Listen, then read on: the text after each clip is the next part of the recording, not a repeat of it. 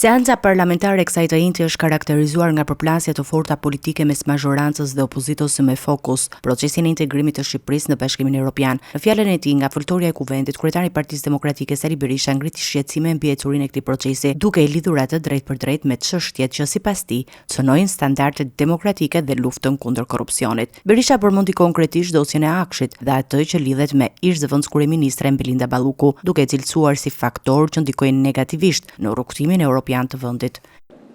Procesi i integrimit është për momentin heqja menjëherë e imunitetit të Lubi Ballukut dhe dërgimi i saj atje ku kërkon SPAK-u.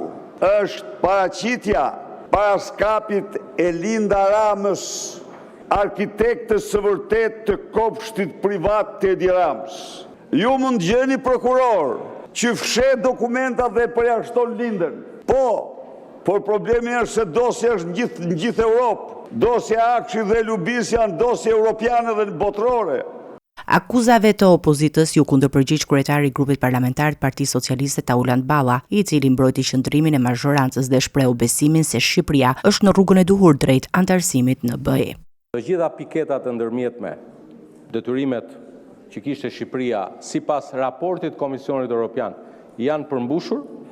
Ka një procedurë brenda fundit të majit apo fillimit të qershorit, sikurse u komunikua dje nga komisionera Kos dhe dje nga zëvendës presidentja dhe komisionerja e lartë Kaja Kallas se pritshmëria e Shqipërisë për të përmbyllur procesin e antarësimit në Bashkimin Evropian brenda vitit 2030 është shumë realiste, madje po citoj këtu. Debati u tensionua më tej kur Sali Berisha i u rikthye sërish foltoris duke ashpërsuar tonet dhe duke hedhur akuza të forta ndaj kryeministrit Edi Rama.